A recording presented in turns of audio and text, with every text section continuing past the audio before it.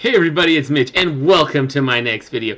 Today we are going to be doing another Dungeons & Dragons Prestige class review. I know it's been a while, so we got a nice one today. I'm going to start us off with one of arguably the best Prestige classes in the game, and that would be the Arcane Hierophant here. Boom. Now, the Arcane Hierophant, what's really cool about these guys is they're a third class, which is really good generally. They have their downsides. This one particularly is typically a mixture of either wizard or sorcerer and then druid. It kind of has to be druid in order for this build to actually work, though.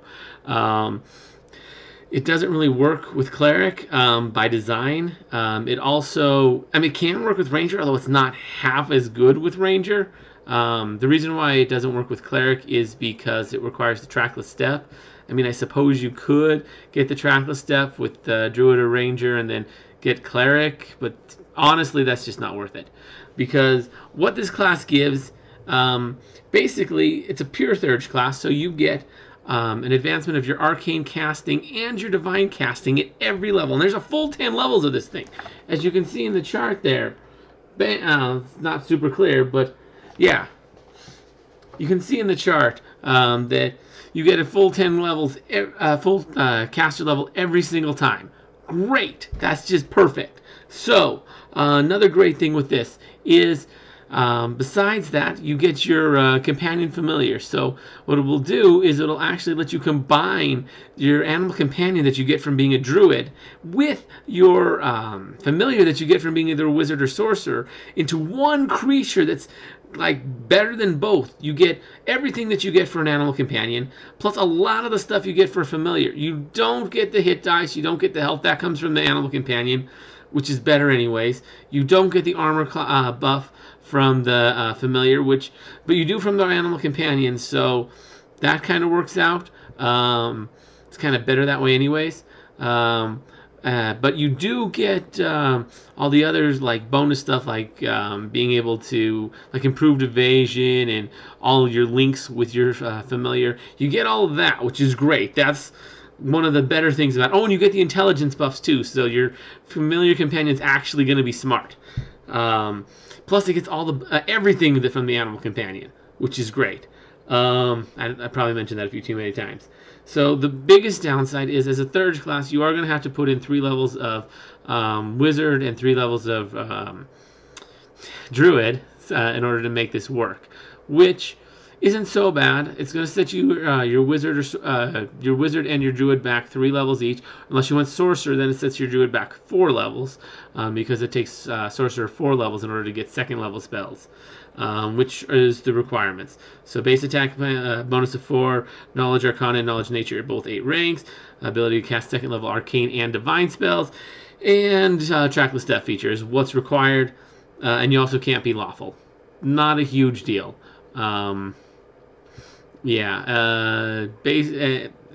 you also have the requirements from the druid most likely, so you're restricted to about 4 alignments if you actually want to make this a good build, and those would be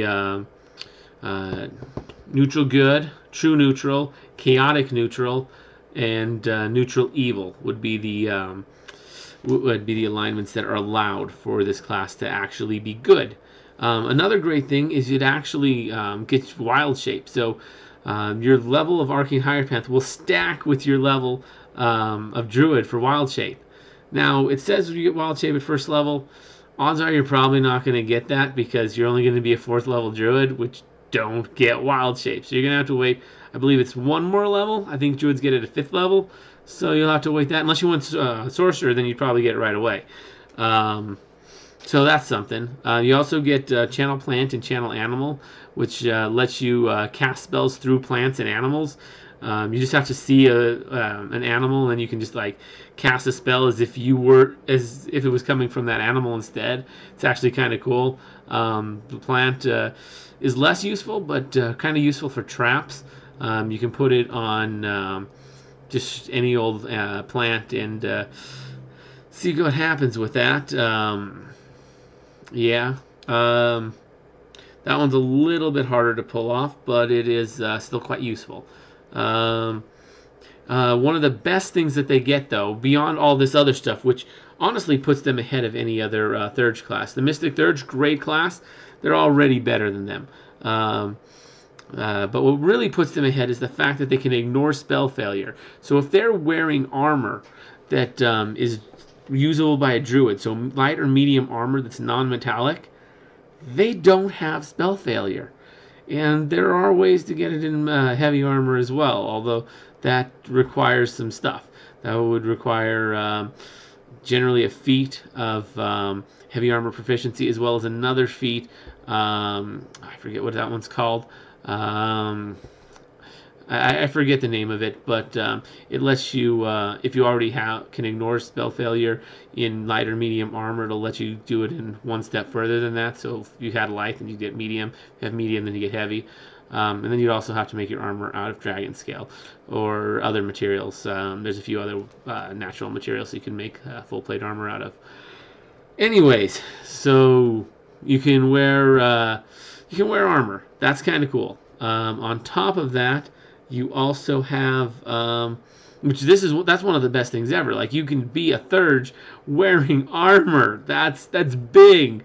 That's one of the biggest flaws of being spellcasters, which are very much OP, is that they generally have low AC because they just can't get that AC buff. These guys can. So that's really awesome that they can wear dragon. You could wear dragon scale mail, and have a nice heavy wooden shield. Like a nice +5 on both of those things. Get your AC nice and high. Very good. Combine that, of course, with Ring of Protection, Amulet, Natural Armor. Great AC. I've actually got a player doing that right now. He's got like a 40 AC, and he's a caster. It's insane. He also has like no health, but he did some bad choices. He did some less than optimal choices. I'll put it that way. Anyways, that's off topic. So we also have a decent base attack bonus, as you would expect from a druid. On top of that, you also have a good will save, but a bad fort and reflex save. So reflex save goes without saying. I don't know of any casters that have a good reflex save. There might be some. I'm not all that familiar with them. Fort save, it's unfortunate that they don't have the good fortitude save like the druid does, but they got to have a downside somewhere. And will save is, of course, good. They have a d6 hit dice, which is a good balance between the druid and the wizard. Skills 4+ int with a pretty good list. Honestly, it's a really good class overall. It's one of the most powerful in the game. And another thing that can really be done well, since you only get 10 levels of these Thurge classes, is you could actually go 10 level. Once you get your 3 levels of Wizard Sorcerer, then you take your 10 levels of this, get that all maxed out. Once you get that done, then switch over to Mystic Thurge, which isn't as good, but you can only take 10 levels of this. So you get all this good stuff out of the way, and you switch over to Mystic Thurge and be like, yeah, I kind of want to keep going with the Thurge thing, keep my class levels close. You can get all the way to 26th level before you actually, have to have your caster level be more than 3 different than your max level. So at 26th level, you'd be a 23rd level wizard, 23rd level druid in terms of casting, which is pretty dang awesome. The big downside is after 16th level, when you go to switch out of this, your familiar companion would stop advancing, but the thing's going to be pretty strong by 16th level when this would cap out for you. So pretty good. You end up with a pretty nice will save, decent fortitude save from the druid, those 3 levels of druid you take. Your reflex save is going to suck, but it is what it is. You got to have a weakness somewhere. But yeah, that's really all I have to say about the Arcane Hierophant. Great class. You really should go for it. Anyways, please, if you like the video, please give me a nice like. Subscribe. I would love, I could definitely appreciate more subscribers. Share it with your friends. Let other people see the video. And anyways, as always, I'm Mitch, and I'll be seeing you.